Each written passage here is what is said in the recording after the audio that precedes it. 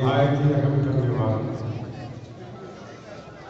تمام حضرات سورۃ فاتحہ اور درود پاک پڑھ لیجیے۔ اعوذ باللہ من الشیطان الرجیم، بسم اللہ الرحمن الرحیم، الحمد للہ رب العالمین، الرحمن الرحیم، مالک یوم الدین، ایاک نعبد و ایاک نستعین، ایاک نعبد و ایاک نستعین، ایاک نعبد و ایاک نستعین، اهدنا الصراط المستقیم، صراط الذین انعمت علیہم غیر المغضوب علیہم ولا الضالین، آمین۔ درود پاک پڑھیے۔ اللہم صلی علی محمد وعلی آل محمد کما صلیت علی ابراہیم وعلی آل ابراہیم انک حمید مجید۔ اللہم بارک علی محمد وعلی آل محمد کما بارکت علی ابراہیم وعلی آل ابراہیم انک حمید مجید۔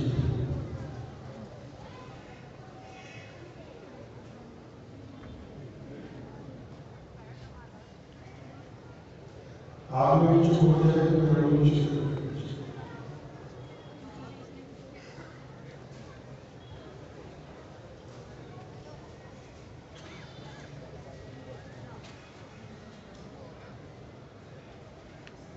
ہزار جدت ترازیوں کے مزاج بدلا کرے زمانہ،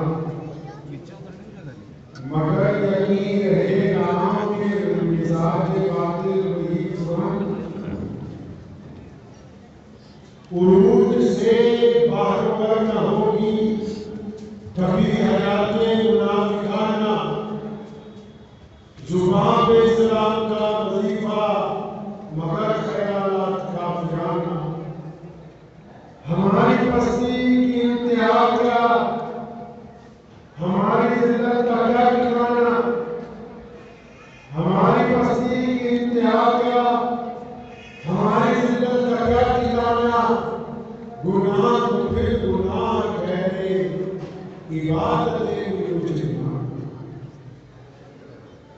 اللہ کے پیارے نبی حضرت محمد رسول اللہ صلی اللہ علیہ وسلم نے اسلام کی شکل میں دنیا بھر کے انسانوں کو عزت کے ساتھ، وقار کے ساتھ، معیار کے ساتھ، محبت کے ساتھ، بھائی چارے کے ساتھ، خلوص کے ساتھ، اخوت کے ساتھ زندگی گزارنے کا ایک بہترین راستہ تھا۔ اور پوری کائنات میں آج بھی اسلام جو سب سے بڑا دین بن کے ابھرا ہے، پوری کائنات میں آج اہل اسلام کی بڑی قدر ہے، بڑی قیمت ہے، ان کو بڑی احترام کی نگاہوں سے دیکھا جاتا ہے، سمجھا جاتا ہے۔ لیکن اس کے برعکس جو ہمارا معاشرہ ہے، جن کا دعویٰ یہ ہے کہ ہم زیادہ بہتر مسلمان ہیں، جو یہ کہتے ہیں کہ ہم سے زیادہ مسئلے کسی کو پتہ نہیں، جن کا ماننا یہ ہے کہ ہم اچھے عبادت گزار ہیں، جن میں گھر گھر میں ماشاءاللہ مفتی جو ہے پائے جاتے ہیں، جن کا چھوٹا سا بچہ بھی ایک دوسرے کے اوپر مسجد میں، معاشرے میں تنقید کرنے کے لیے ہم وقت تیار ہیں، جن کا دعویٰ ہے کہ ہمارے پاس مدارس بہت ہیں، مساجد بہت ہیں، ادارے بہت ہیں، جماعتیں ہمارے پاس بہت ہیں، کام ہمارے پاس بہت ہیں۔ اتنا کچھ ہونے کے بعد اگر اخلاقی طور پر دیکھیں، معاشی طور پر دیکھیں، سماجی طور پر دیکھیں، تو دنیا بھر کی خرابیاں جو ہیں وہ ہمارے درمیان پائی جاتی ہیں۔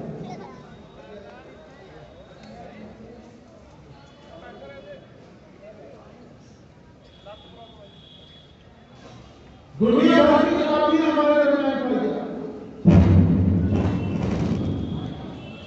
آنا چاہیے ہماری مجلسوں میں یہ جو ہم باتیں کرتے ہیں، پان کی دکان پہ، سڑک پہ، گاؤں پہ، چوپال پہ، یہ فلاں کی بیٹے نے یہ کر دیا، فلاں کی بیٹی نے یہ کر دیا، فلاں آدمی ٹھگ ہے، فلاں چور ہے. یہاں ذکر ہونا چاہیے اس بات کا کہ ہم معاشرے میں کیسے ہیں، ہم معاشرے میں آگے جا رہے ہیں کہ پیچھے جا رہے ہیں، ہم بے روزگار ہیں کہ روزگار ہیں، ہم تعلیم یافتہ ہیں کہ جاہل ہیں، ہم معاشرے میں عزت کے ساتھ لوگوں سے گفتگو کرتے ہیں کہ جہالت کے ساتھ گفتگو کرتے ہیں. اس بات کا ذکر تو کرتے ہی نہیں. جلسہ بھی کرتے ہیں ہم لوگ، آج تک جلسوں کا موسم ہے، پورے ملک میں جلسے چل رہے ہیں، تو ماشاءاللہ ان میں ہم لوگ کچھ زمین سے اوپر کی باتیں کرتے ہیں، کچھ آسمان کے نیچے کی باتیں کرتے ہیں، کیونکہ لوگ بھی یہی چاہتے ہیں کہ ہماری برادری کی نام اونچی رہے. ہم بھی یہی چاہتے ہیں کہ ہماری برادری کی نام جو ہے وہ ذرا اونچی رہے دوسری برادریوں سے. اگر کوئی بندہ مسلمان ہونے کے بعد اس چکر میں پڑ جائے کہ میری برادری اعلیٰ ہے، فلاں کی برادری کمتر ہے، فلاں جو ہے غریب ہے، فلاں امیر ہے، فلاں مسلمان ہے، فلاں غیر مسلم ہے، پھر اس کو تو اپنی محمد رسول اللہ کا دین سمجھ ہی نہیں آتا. رسول اللہ صلی اللہ علیہ وسلم کو جانا ہی نہیں اچھی طرح،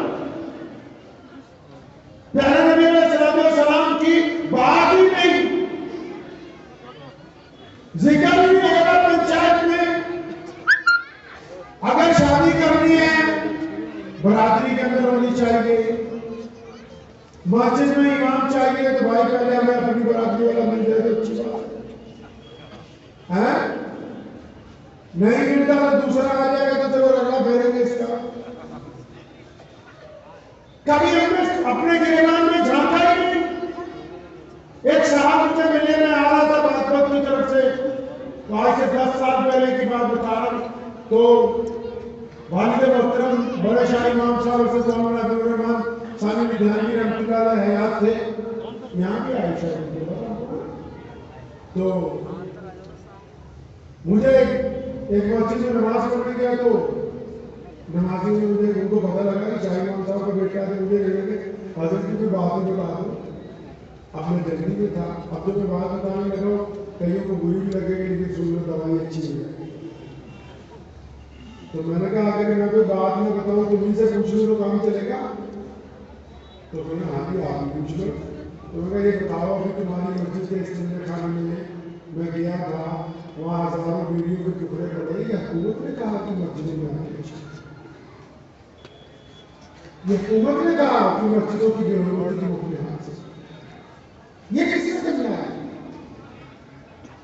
ساری زندگی ہو گئی بس اسی چکر میں فلاں یہ کر رہا تمہارے. ہم کیا کر رہے ہیں؟ پیارے نبی حضرت محمد رسول اللہ ہم سے کیا چاہتے ہیں؟ نبی علیہ السلام کا طریقہ کیا ہے؟ پیارے علیہ السلام نے نماز کیوں فرض قرار دے دی گئی، روزہ کیوں ہم سے رکھوایا، حج کرنے کا حکم کیوں دیا؟ نبی علیہ السلام نے کیا کہا، قرآن ہم سے کیا چاہتا ہے، اس کی تو بات ہی کرنے کے لیے تیار نہیں ہے. ابھی اتنے بچوں نے قرآن پاک پڑھا ہے، دیکھ کے دل خوش ہو گیا، روح کو تسلی مل گئی کہ ہماری آنے والی نسل جو ہے وہ اسلام پر پہرا دینے کے لیے، وہ اسلام کی آگیاری کے لیے، وہ اسلام کی ترقی کے لیے تیار ہے. لیکن جو ہم لوگ موجودہ لوگ ہیں جن کو اللہ تبارک و تعالیٰ نے عقل بھی دی، پیسے بھی دیے، جسم بھی دیا، صحت بھی دی، معاشرہ بھی دیا، ہم نے اپنے طور پر دین میں کیا حصہ ڈالا ہے اس کے اوپر ذکر ہونا چاہیے. ہم کتنے حصے ڈالے ہیں؟ بغداد شریف کے ایک امام تھے، پوری دنیا میں آج بھی ان کا نام بڑا مشہور ہے، حضرت امام جنید بغدادی رحمۃ اللہ علیہ. سب سے بڑے امام وہاں کے بادشاہ کے وقت کا تھا، خلیفہ ہارون رشید ان کے پیچھے نماز پڑھنے آ کرتا تھا. تو حضرت جو تھے وہ دریا کے کنارے ٹہل رہے تھے، تو ریت کے اوپر بہلول دانا بیٹھا ہوا تھا. بہلول اس دور کے بزرگ گزرے،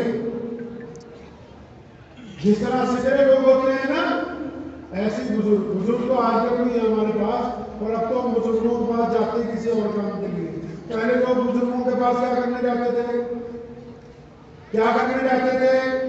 ہمارے پیر مولانا شاہ عبد القادر صاحب راج پوری رحمۃ اللہ علیہ، کوئی عام پیر نہیں ہے جس کی میں بات کر رہا ہوں، قاری طیب صاحب محتمم دارالعلوم دیوبند ان کے مرید ہیں، مولانا عبدالکلام آزاد امام الہند ان کے مرید ہیں، عطاءاللہ شاہ بخاری امیر شریعت ان کے مرید ہیں، شیخ زکریا کانٹوی ان کے مرید ہیں، مولوی یوسف کانٹوی تبلیغی جماعت والے وہ بھی ان کے مرید ہیں. کسی عام پیر کی بات نہیں بتا رہا. اب لوگ دعاؤں میں نہیں جایا کرے تھے. آج کل آپ اسلام کی دعا کروانے آتے ہو، اجی پیر صاحب بچہ بیمار ہے، اجی پیر صاحب کام نہیں اچھا چل رہا، اجی پیر صاحب بحث بیمار ہو گئی، اجی پیر صاحب کاروبار ٹھیک نہیں چل رہا، اجی پیر صاحب پیٹ میں درد ہو رہا. اس وقت لوگ پیر صاحب کے پاس کیا کرنے جاتے تھے کہ حضرت اللہ سے رشتہ کیسے جڑے گا، حضرت کون سا ذکر کرنا چاہیے، حضرت ہمارے دل کے اندر جو بے چینی ہے دور کیسے ہوگی، للہیت کیسے پیدا ہوگی، اپنے گھر میں دین کو ہم کیسے کام کریں گے، ہماری مسجد کے اندر ذکر و اذکار کیسے ہونے چاہیے، قرآن پاک کی کتنی منزلیں روزانہ ہمیں پڑھ لینی چاہیے. اس وقت لوگ یہ پوچھنے جاتے تھے کہ دین کیسے بچانا، دین پر چلنا کیسے ہے، دین کی آبیاری کیسے کرنی ہے. آج ہم پیروں کے پاس جا کے دین کی بات ہی نہیں کرتے، ہم تو صحیح دکان پر جا کے غلط چیز خریدنا چاہتے ہیں. بھاگے بھاگے جائیں، اجی حضرت بس سر پہ ہاتھ پھیر دو، پھر والے بھائی سر پہ ہاتھ. اب جیسے سر پہ ہاتھ پھیرے پیر صاحب اور دعا کریں کہ اللہ یہ فلاں میاں صاحب، چودھری صاحب، خان صاحب، پٹھان صاحب، انصاری صاحب، قریشی صاحب، یا میر صاحب، چوہان صاحب، یا اللہ اس کا کام بنا دے، ادھر سے فرشتے مٹی بیچ میں پھنسا دے. وہ یا اللہ یہ جس کے لیے دعا کر رہے ہیں یہ تو ٹھگ ہے، یہ جس کے لیے دعا مانگ رہے یہ بے ایمان ہے، یہ جس کے لیے دعا کی جا رہی ہے اپنی بہن کا ہاتھ مار رکھا ہے، یہ جس کے لیے دعائیں کر رہے یہ کسی کی بیٹی کی طرف زنا کی نگاہ سے دیکھتا ہے، یہ جس کے لیے دعا کرتے ہو یہ دوسروں کی بےعزتیاں کرتا ہے، یہ جس کے لیے دعا کرتے ہو یہ حرام کا مال گھر لے کے آتا ہے. وہ ساری دعائیں وہی کے وہی واپس آ جاتی ہیں. اب وہ سمجھے دعائی کی قبول نہیں ہو رہی، پیر جی سے بھی کروا لی تب بھی نہیں ہو رہی، فلاں مولوی صاحب سے کروا لی تب بھی نہیں ہو رہی، رائے پور ہوئے تب بھی نہیں ہو رہی. ہمارے شیخ حضرت شاہ عبدالقادر صاحب رائے پوری رحمۃ اللہ علیہ کے بعد جب کوئی دعا کرنے آتا تھا اس کو چپکے سے پوچھ لیتے تھے رگڑا کس چیز کا پتہ رکھا. یہ بھولنے گئے کہ دین حقوق العباد سے شروع ہوتا ہے. نبی علیہ السلام کی صداقت کا اعلان سب سے پہلے ان کی زوجہ ہم سب کی ماں اپنے خدیجہ الکبریٰ نے کیا. نبی علیہ السلام کی صداقت کا اعلان سب سے پہلے ان کے بچپن کے دوست سیدنا ابوبکر صدیق نے کیا. نبی علیہ السلام کی صداقت کا اعلان سب سے پہلے غلاموں میں سے سیدنا بلال حبشی نے کیا. نبی علیہ السلام کی صداقت کا اعلان بچوں میں سے سب سے پہلے مولانا شیر علی نے کیا ہے. وہ اس لیے کیا کہ رسول اللہ کا کردار سب سے تجارت کی تو بات ہی کرنے کے لیے تیار نہیں. ابھی ہم تو کہہ رہے ہیں کہ بس پیسے خرچ کرو، جتنے تم خرچ سکتے تم خرچ لو، ہم خرچ سکتے ہم خرچ لیں. جب شادی ہوتی ہے بیچ بچتا ہے تو کبھی مولوی یاد نہیں آتے. ابھی ایک شادی میں گیا، میں نام نہیں بتاتا ہوں خیر. اب جیسے اندر گھسے تو بہت بڑے رئیس کی شادی تھی، ڈیجے چل رہا تھا تو اللہ نے ہمیں طاقت دی ہے بند لگا دی اس کو اور سارے نکالنے شروع ہو گیا. لگتا ہوں مولوی صاحب اب مجھے حیرت ان میں نہیں ہے جو ڈیجے بجا رہے ہیں، جو شادی کے اندر نہیں پڑتا. حیرت ان میں ہے جو انہوں نے بڑا شرط آلیاں رکھی، جو اپنے آپ کو کہہ رہے ہیں مدیر کے ٹھیکے دار ہیں، وہ بھی اسی پنڈال میں بیٹھ کے اسی گانے بجانے میں اسی بے پردگی میں ایک طرف بیٹھ کے بریانی کی میلے لے کے بوٹیاں چن چن کے کھا رہے. کیا غیرت نہیں ہے اس مجلس میں جس مجلس میں اللہ اور رسول کے ساتھ محبت کا اعلان ہو رہا ہو، اس مجلس میں لوگوں حالت سے اترا کیسے؟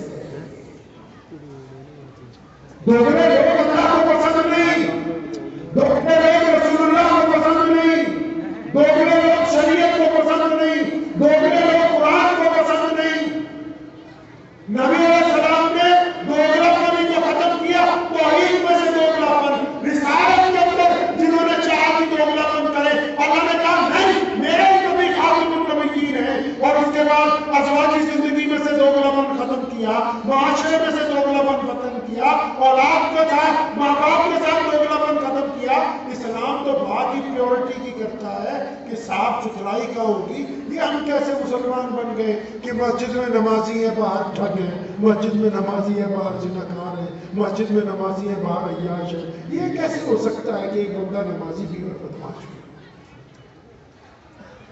نبی علیہ السلام ہم سے کیا چاہتے ہیں؟ کبھی پوچھا امام بخاری رحمۃ اللہ علیہ سے یہ اتنے علماء بیٹھے تمہارے پاس, جاتے کیوں نہیں پوچھنے؟ صرف اس کام کے لیے جاتے ہو کہ تعویذ دے دو, دعا دے دو. کبھی جاؤ پوچھو ان سے کہ ہمارے نبی علیہ السلام ہم سے کیا چاہتے ہیں.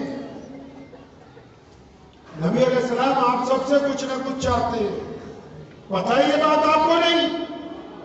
نبی علیہ السلام آپ سب سے کچھ نہ کچھ چاہتے ہیں. آپ اگر عدالت کی کرسی میں بیٹھے, آپ ایمان والے ہیں, رسول اللہ صلی اللہ علیہ وسلم کو چاہنے والے ہیں, تو رسول اللہ آپ سے چاہتے ہیں کہ جب تم فیصلہ کرو تو مذہب کی اینک لگا کے مت کرنا, ایمانداری کے ساتھ کرنا. آپ کھیت کے اندر کام کر رہے ہیں, پیڑ پودے اگا رہے ہیں, پھل سبزیاں نکال رہے ہیں, رسول اللہ تو پھر بذات خود ذمہ دار کی حیثیت سے کھیت میں کھڑے ہیں اور یہ چاہتے ہیں ذمہ دار کے ساتھ کہ دیکھ فصل کے ساتھ دوگلا پن نہ کرنا, جلدی اونچاؤں اگانے کے چکر میں ان پہ گندی دوائیاں مت ڈالنا, ان کے ساتھ بے ایمانی کر کے اوپر سے رنگ چڑھا کے بازار میں نہ لینا. پوچھو تو صحیح رسول اللہ تم سے چاہتے کیا ہے؟ آپ کالج میں پڑھنے چاہتے ہیں, آپ مدرسے میں پڑھنے چاہتے ہیں, نبی علیہ السلام اصحاب صفہ کے چبوترے میں بیٹھے پڑھا رہے ہیں اور یہ چاہتے ہیں کہ جو پڑھنے آیا یہ چاہتے ہیں نبی علیہ السلام کہ جو پڑھنے آیا اس کی نیت پاک ہو. وہ اس لیے پڑھے کہ میں نے اللہ اس کے رسول کا بات کو لوگوں تک پہنچانی ہے. وہ اس لیے پڑھے کہ اس کے دل کے اندر اس بات کا ڈر ہو کہ اس تعلیم کو سیکھنے کے بعد میں اس تعلیم کا ویوہار نہیں کروں گا. آپ پوچھتے ہی نہیں نبی علیہ السلام سے کہ ہم دکان پہ بیٹھے ہیں, مال کیسے بیچنا ہے. نبی علیہ السلام بطور ویپاری سفر کر رہے ہیں, سامان خرید رہے ہیں, بیچ رہے ہیں, کیا سمجھا رہے ہیں لوگوں کو کہ مال جب خریدتے ہیں تو جس سے خریدا اس کا بھی بھلا چاہتے ہیں, مال جب بیچنے لگے جس کو بیچا اس کا بھی فائدہ چاہتے ہیں, مال جب دکھاتے ہیں اس میں اگر کھوٹ ہو تو کھول کر بتاتے ہیں. رسول اللہ تو تمہارے سے بھی چاہتے ہیں کہ اگر تم ویپار کرتے ہو تو محمد رسول اللہ کے مطابق کرو.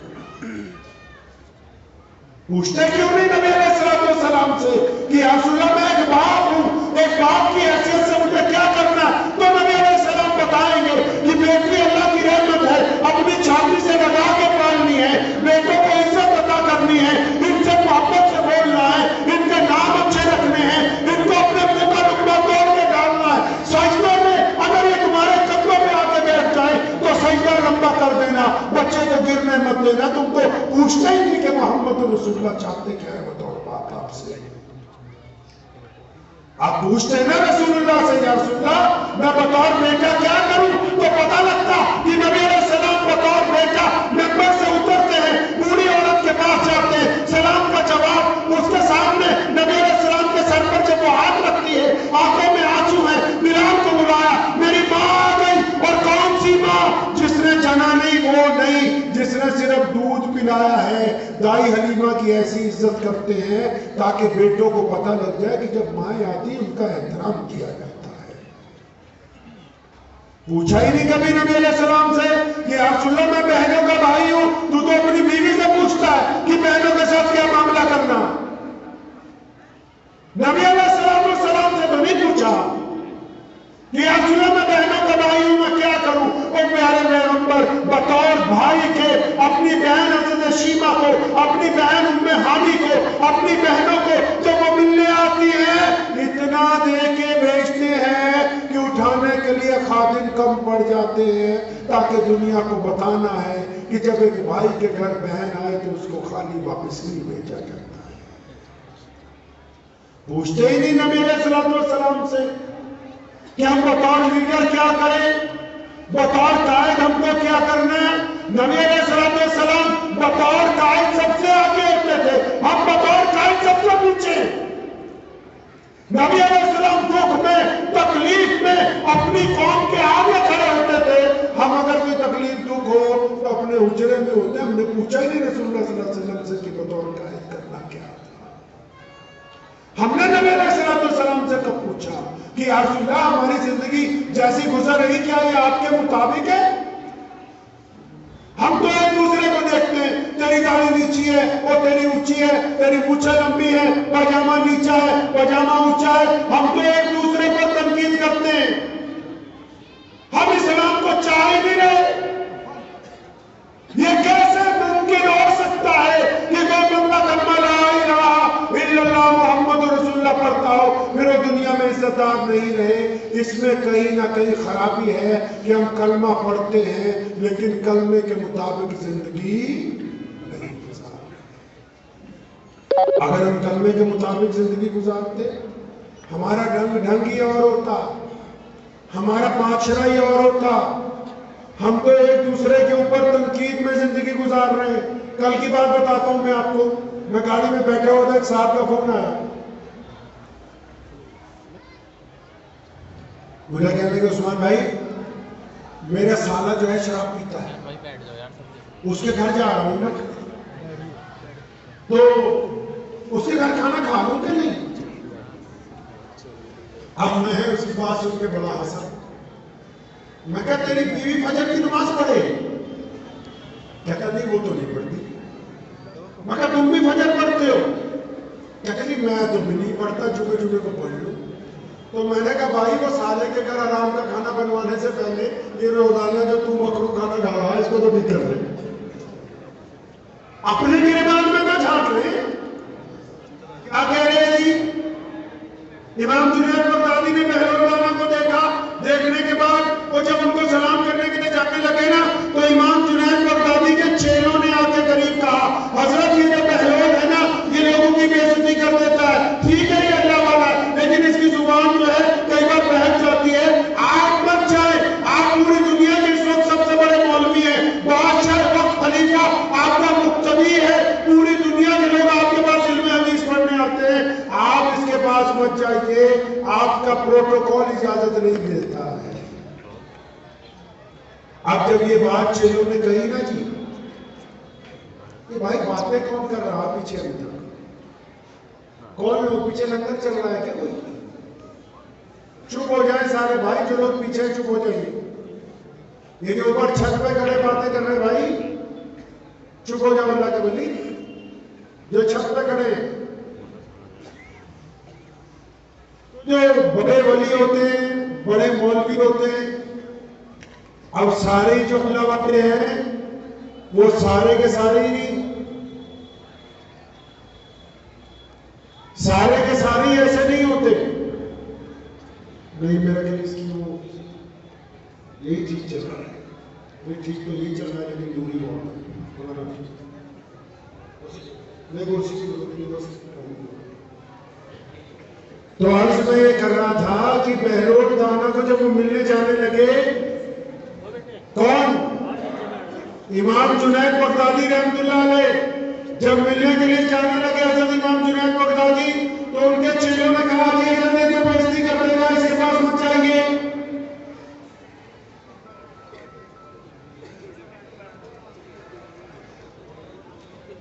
اچھا بھائی ایک بات بتاؤ کہ یہ نام بھی بیٹھے تو آپ کو بھی آواز تو ہے،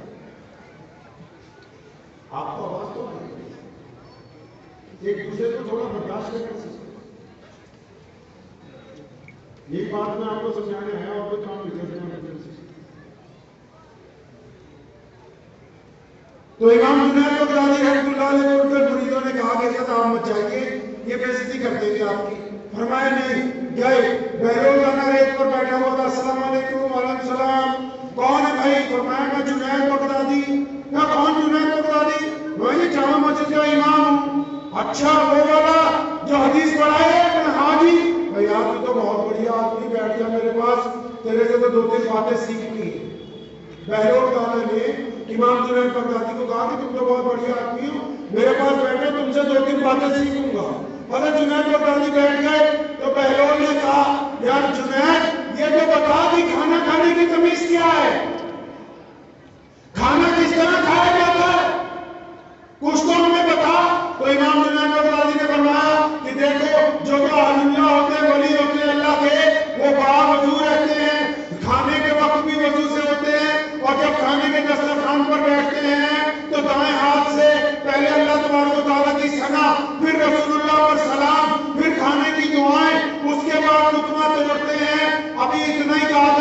جنید بغدادی نے تو بہلول دانا کو غصہ آ گیا، اس نے مکہ مارا بڑی زور سے حضرت کی چھاتی پہ، فرمایا کہ تو اتنا بڑا مولوی بنا پھر رہا، تجھے تو کھانا کھانے کی بھی جانچ رہا ہے،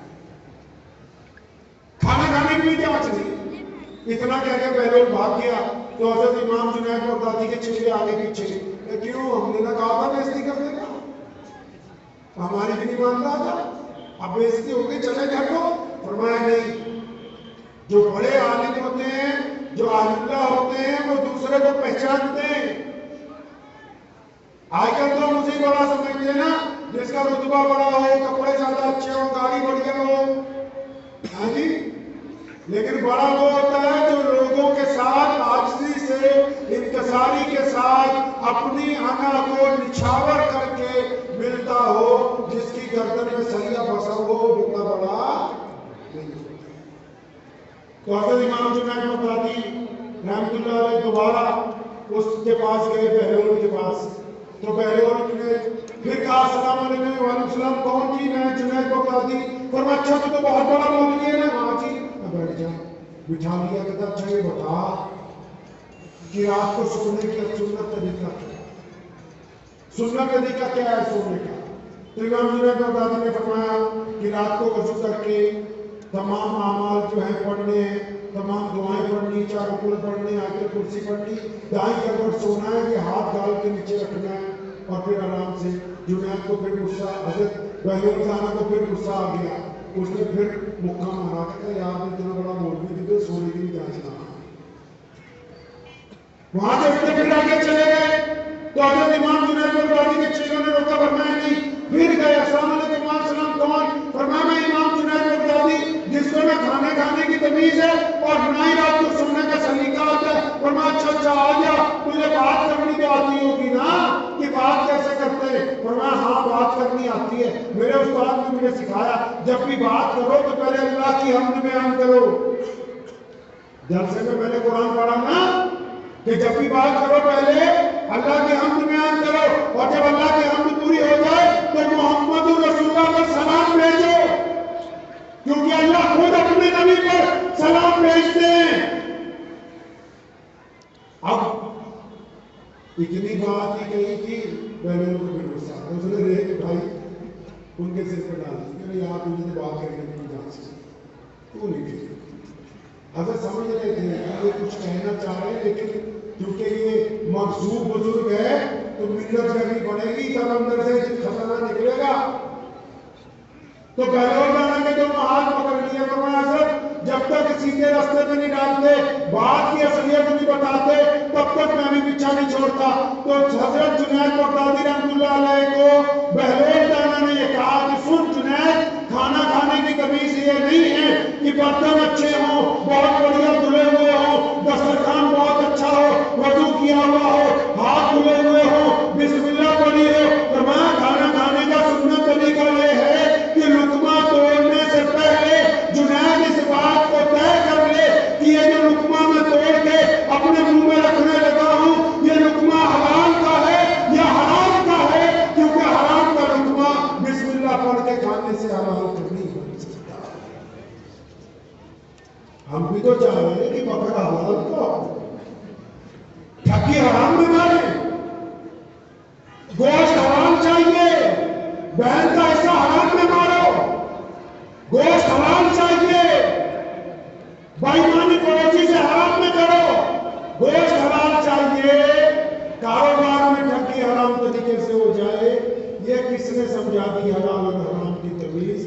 جو چیز آپ کے پاس آ گئی اگر وہ حلال کی ہے تبھی وہ بسم اللہ پڑھ کے کھانے میں فائدہ ہے، اگر وہ لی حرام طریقے سے گئی ہے، چاہے اس میں چھری حلال کی آپ نے چلائی، تب بھی وہ حلال کی ہو۔ نعرہ تکبیر، نعرہ تکبیر، مولانا عثمان صاحب اتحادی، مولانا عثمان صاحب، دارالعلوم، دارالعلوم، دارالعلوم۔ دوسرا فرمایا جنید، سارے لوگ وضو کر کے سوتے ہیں، جتنے دیندار ہیں سارے تسبیحاں پڑھ کے سوتے ہیں، دعائیں مانگ کے سوتے ہیں۔ فرمایا سنت طریقہ سننے کا یہ ہے کہ وضو بھی ہو، دعائیں بھی